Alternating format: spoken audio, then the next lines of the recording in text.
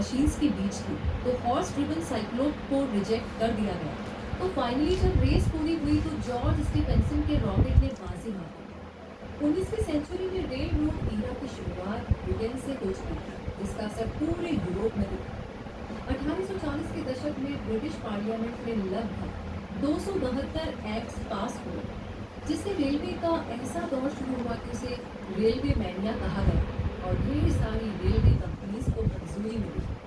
Britain में railway आने के 30 साल बाद 1828 में फ्रांस में भी इसकी शुरुआत हुई। 1820 और 1830 के दशक में फ्रेंच रेलवे ज्यादातर खदानों से जुड़े रहे। नेपोलियन की कार्य फ्रांस की कॉलोनी लड़ाइयों की वजह से कमजोर हो चुकी थी, तो ब्रिटेन के मुकाबले फ्रांस में रेलवे नेटवर्क का स्लो प्रोग्रेस हुआ। 1842 आते आते फ्रेंच गवर्नमेंट ने प्राइवेट कंपनीज को रेलवे नेटवर्क बनाने के लिए सब्सिडी देने का ऐलान किया। इस दौरान जो रेलवे नेटवर्क बने वो पेरिस को दूसरे शहरों से जोड़ने के लिए थे, पर पेरिस के अलावा बाकी शहर आपस में कनेक्ट नहीं हो पाए थे। पर 1880 आते आते फ्रांस ने भी रफ्तार पकड़ ली थी और 37,000 किलोमीटर से ज्यादा रेल रोड बन चुकी थी, और 1899 तक ब्रिटेन सिर्फ 30,000 किलोमीटर रेल रोड भी बना पाया था। यूरोप में रेलवे की ग्रोथ से जर्मनी भी अनछुआ नहीं रहा। रशिया जर्मनी से 2 लोगों को इंग्लैंड भेजा गया वहाँ के रेलवे सिस्टम्स को देखने के लिए। इन दोनों ने ये कहा कि रेलवे को एक बड़े हिस्से के तौर पर सिविल इंजीनियरिंग में जोड़ देना चाहिए, जो अब तक नहीं किया गया था। 1835 में जर्मनी की मॉडर्न रेलवे हिस्ट्री शुरू हुई।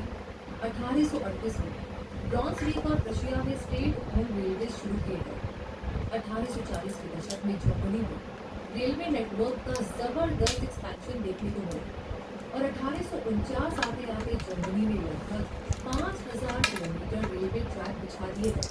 1840 में रेलवे ट्रैक्स बनाने का जो काम जर्मनी में शुरू हुआ था, 1880 आते आते जर्मनी का लगभग 90% रेल लेंथ बना लिया गया।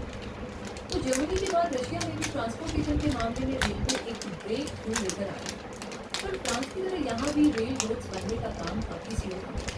रशिया के जार निकोलस प्रथम के ऑर्डर पर 1838 में पहले फुल स्टीम लोकोमोटिव ऑपरेशन की शुरुआत हुई।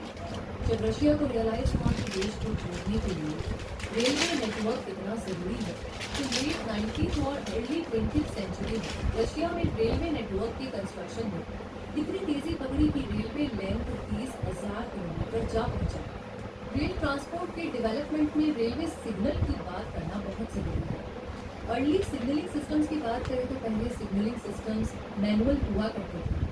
ट्रेन और स्टेशन स्टाफ के बीच फ्लैग सिग्नल से कम्युनिकेशन होती थी।